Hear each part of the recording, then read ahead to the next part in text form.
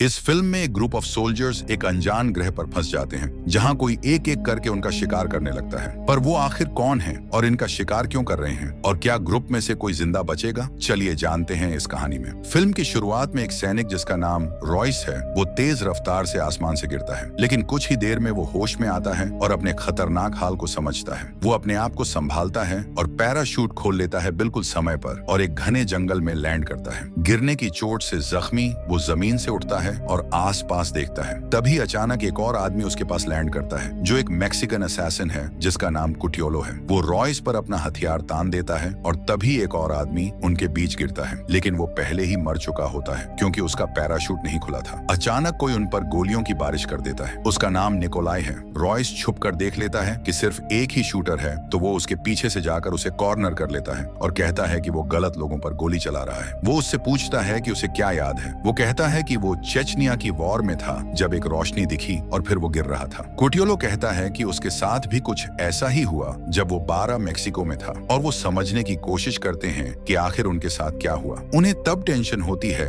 जब जंगल से अजीब आवाजें आती हैं। वो देखते हैं कि एक औरत जिसका नाम इजाबेल है जो एक स्नाइपर है और उन पर अपना हथियार ताने हुए है। वो पूछती है कि उन्हें इस जंगल के बारे में कुछ क्यों नहीं पता और कहती है कि उसने और भी पैराशूट्स गिरते हुए देखे हैं। रॉयस पूछता है कि उसने वो पैराशूट किस दिशा में देखे और फिर वो सब उन लोगों को ढूंढने निकल पड़ते हैं। थोड़ी देर बाद एक आदमी जिसका नाम हंसल है जो याकुजा का मेंबर है उन्हें ऑब्जर्व करता है। वो अपने जूते उतारकर उनके पीछे चल पड़ता है। सीन कट होता है और 2 आदमी लड़ते हुए दिखते हैं। ग्रुप उन्हें ढूंढता है और उनका झगड़ा खत्म करता है। उन आदमियों के नाम स्टैन और मोम्बासा है। स्टैन एक कॉन्विक्ट है जो FBI की लिस्ट का सबसे बड़ा वांटेड है। वो बताता है कि उसने एक और आदमी को पेड़ में अटका हुआ देखा। वो लोग उस पेड़ तक पहुंचते हैं और रॉयस उस आदमी को बचाता है। वो आदमी बताता है कि उसका नाम एडविन है। एडविन थोड़ा कंफ्यूज है लेकिन कहता है कि वो एक डॉक्टर है और अपने काम के लिए जा रहा था जब वही चीज जो सबके साथ हुई उसके साथ भी हुई और अब वो यहाँ है। आगे बढ़ने पर वो एक अजीब स्ट्रक्चर देखते हैं जिसके पास ह्यूमन बोन्स और स्कल्स पड़े होते हैं। परेशान होकर वो सोचते हैं कि आखिर ये सब कौन कर रहा है। मोम्बासा कहता है कि उसे नहीं पता,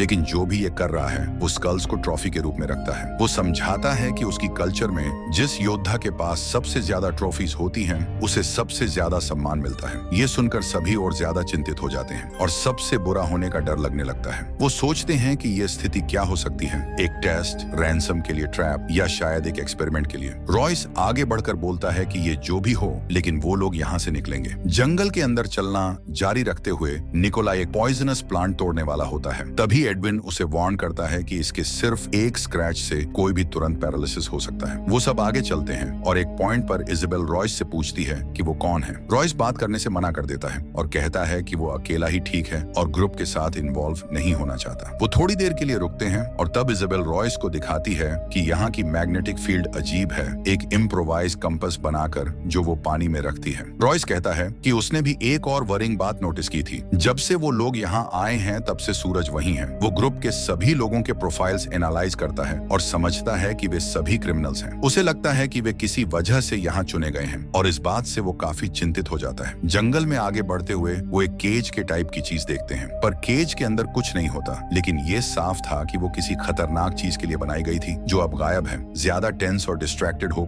वो कुछ ढूंढने निकलते हैं। तभी मोम्बासा एक स्किल ट्रैप में फंस जाता है। जल्दी ही वो और डेडली ट्रैप्स देखते हैं जो उन्हें मारने वाले थे। इजाबेल एक पिट में गिरने वाली होती है जो शार्प स्टेक्स से भरा होता है, लेकिन रॉयस उसे बचा लेता है। आगे उन्हें एक आदमी की बॉडी मिलती है और वे समझते हैं कि ये सारे ट्रैप्स उसी आदमी के थे। निकोलाई उस आदमी की बॉडी से एक बुक लेता है और उन्हें पता चलता है कि वो आदमी अमेरिकन स्पेशल फोर्सेस का था। उन्हें ये भी पता चलता है कि वो किसी चीज का शिकार कर रहा था। मोम्बासा एक पेड़ के आगे कुछ अजीब देखता है और महसूस करता है कि वहाँ कुछ है, लेकिन वो उसे साफ साफ देख नहीं पाता। तभी हम महसूस करते हैं कि कोई उन्हें इंफ्रारेड में देख रहा है, लेकिन वो इनविजिबल है। इजाबेल भी देखती है, लेकिन उसे भी कुछ नजर नहीं आता। सीन कट होता है और वो लोग एक पहाड़ के किनारे तक पहुंचते हैं जहां वो आसमान में कुछ देखते हैं और हैरान हो जाते हैं। तब हमें एहसास होता है कि जो वो देख रहे थे वो कई करीबी प्लैनेट्स हैं। ये एक खूबसूरत लेकिन साथ ही डरावना नजारा है, क्योंकि इससे साफ हो जाता है कि वे अब अर्थ पर नहीं नहीं हैं, बल्कि किसी और ही प्लेनेट पर हैं। जंगल में वापस आने के बाद वे कुछ आवाजें सुनते हैं। स्टैन, जो बहुत डरा हुआ था,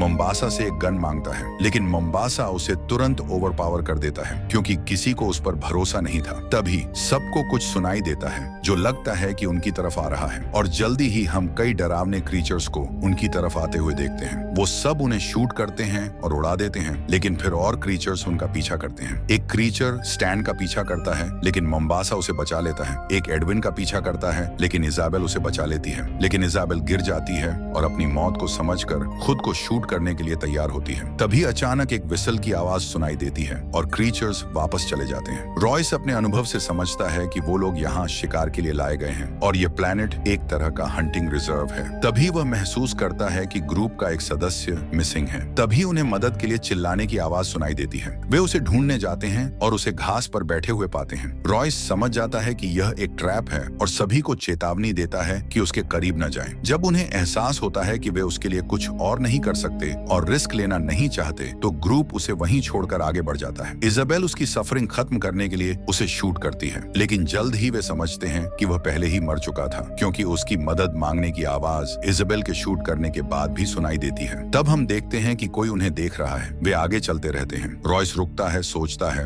और एनालाइज करता है कि यह जंगल किसी का है जो इसे अच्छी तरह से जानता है और जो हंटिंग रूल्स को फॉलो करता है। रॉयस यह डिड्यूस करता है कि अगर वे भागेंगे तो निश्चित रूप से मारे जाएंगे, इसलिए वे तय करते हैं कि वे हंटर का पीछा करेंगे। वे उन क्रीचर्स के ट्रैक्स को फॉलो करते हैं जो पहले उन पर अटैक कर चुके थे। फिर वे एक कैंप साइट तक पहुंचते हैं जहां का एटमॉस्फेयर बेहद टेंस होता है। वहां वे डेड क्रीचर्स को लटका हुआ और ह्यूमन स्कल्स देखते हैं। वे बोन्स के बीच से गुजरते हुए वो एक प्रेडेटर को देखते हैं जो ट्रैप में था। जब वे उसके पास जाते हैं तो उन्हें पता चलता है कि वह प्रेडेटर अब भी जिंदा है। तभी अचानक कोई मोम्बासा पर अटैक करता है और उसे मार देता है, जिसके बाद एक शूट आउट शुरू होती है। जल्द ही पता चलता है कि ये प्रेडेटर्स वही हैं जो इनविजिबल हो सकते हैं और लेजर्स फायर करते हैं। ग्रुप भागता है और प्रेडेटर्स उनका पीछा करते हैं। वे एक रिवर में गिरकर किसी तरह बच निकलते हैं। सीन चेंज होता है और प्रेडेटर्स अपने असली रूप में आते हैं। इजाबेल रॉयस से सवाल करती है कि उसने प्रेडेटर्स के लिए उन्हें बेट की तरह इस्तेमाल किया। रॉयस समझाने की कोशिश करता है कि उसे यह समझना जरूरी था कि वे किस चीज से लड़ रहे हैं। इजाबेल जो कुछ देखा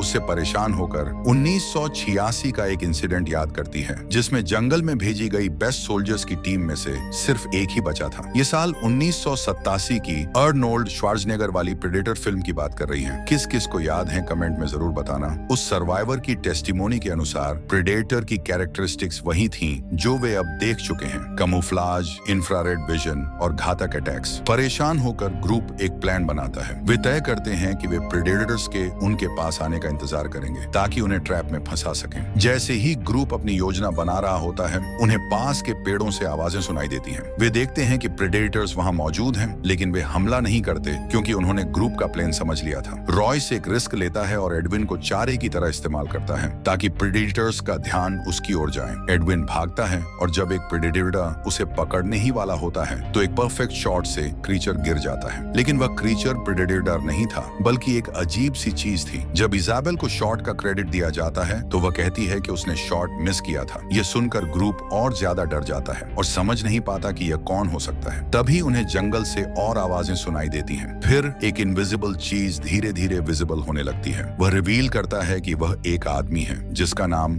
नोलैंड है। नोलैंड कहता है कि ग्रुप बहुत तेज आवाज करता है जिसे प्रेडेटर्स सुन सकते हैं। फिर वह उन्हें अपने साथ चलने को कहता है। वे एक बड़े शिप तक पहुंचते हैं और उसमें प्रवेश करते हैं। वहां उन्हें पता चलता है कि यह नोलैंड का हाइड आउट है। नोलैंड प्रेडेटर्स के बारे में बताता है कि बड़े प्रेडेटर्स छोटे प्रेडेटर्स का शिकार करते हैं। ये सब एक खेल की तरह होता है। ये प्रेडेटर्स हर कुछ समय बाद आते हैं, जैसे यह हंटिंग सीजन हो। वे लोगों को यहाँ सिर्फ शिकार के लिए गिराते हैं। रॉयस उससे पूछता है कि उन्हें कैसे मारा जा सकता है। नोलैंड एक वरीड एक्सप्रेशन के साथ कहता है, जिस तरह भी कर सको। वह यह भी बताता है कि उसने बहुत समय लगाकर रिजर्व के एज तक पहुंचने की कोशिश की, लेकिन यह रिजर्व कभी खत्म नहीं होता। नोलैंड यह भी रिवील करता है कि प्रेडेटर्स एक इनविजिबल शिप का इस्तेमाल करते हैं जो उनके हंटिंग कैंप से सिर्फ 30 मीटर दूर है। बातचीत के बाद ग्रुप आराम करता है। कुछ देर बाद उन्हें स्मोक का पता चलता है। वे देखते हैं कि नोलैंड किसी अजीब वजह से शिप के अंदर आग लगाकर स्मोक को ग्रुप की तरफ फैन कर रहा है, जिससे सब पैनिक कर जाते हैं। रॉयस एक ग्रेनेड फेंकता है जो शिप के बाहर एक्सप्लोड करता है और प्रेडेटर्स का ध्यान खींचता है। जब ग्रुप भागने की तैयारी कर रहा होता है, तभी एक प्रेडेटर नोलैंड को कॉर्नर कॉर्नर करके उसे मार देता है। प्रेडेटर ग्रुप के एग्जिट के पास आता है। वह डोर खोलने के बजाय एक ट्रेस छोड़ता है जो ग्रुप को एस्केप रूट दिखाता है। रॉयस और बाकी लोग कॉरिडोर से भागना शुरू करते हैं। एडविन केयरलेसनेस की वजह से बाकी ग्रुप से अलग हो जाता है और अकेले शिकार बन जाता है। फ्लेयर का इस्तेमाल करके वह एक ओपनिंग ढूंढता है जो ग्रुप के कॉरिडोर की तरफ जाती है। वह ग्रुप को देखता है और उनसे मदद मांगता है, लेकिन ग्रुप उसे बचाना रिस्की समझकर उसे वहीं छोड़कर चला जाता है। तभी एडविन के पास एक इनविजिबल प्रीडेटर आता है। जब प्रीडेटर एडविन को मारने वाला होता है तभी निकोलाई आकर उसे बचा लेता है, लेकिन आगे जाकर निकोलाई फंस जाता है और प्रीडेटर उसे पकड़ लेता है। निकोलाई अपनी जान देकर बाकी ग्रुप को एस्केप का टाइम देता है। शिप के बाहर जब ग्रुप को लगता है कि सब खत्म हो गया, तभी स्टेन एक प्रीडेटर के अटैक का शिकार होता है। घायल होने के बावजूद वो प्रीडेटर से लड़ता है, लेकिन प्रीडेटर स्टेन को ब्रूटली मार देता है। ग्रुप भागता है और प्रीडेटर उनका पीछा करता है। जब वो शिप की तरफ जा रहे होते हैं तब हांजो डिसाइड करता है कि वो वहीं रुककर प्रीडेटर का मुकाबला करेगा ताकि बाकी लोगों को वक्त मिल सके। प्रीडेटर हांजो के सामने आता है और दोनों की लड़ाई शुरू होती है। हांजो प्रीडेटर को मार देता है, लेकिन खुद भी इंजरीज की वजह से मारा जाता है। इसी बीच रॉयस, इसाबेल और एडविन भागते रहते हैं। जब एडविन एक ट्रैप का शिकार हो जाता है और इंजर्ड हो जाता है, रॉयस और इसाबेल उसे वहां छोड़ने के बारे में आर्ग्यू करते हैं,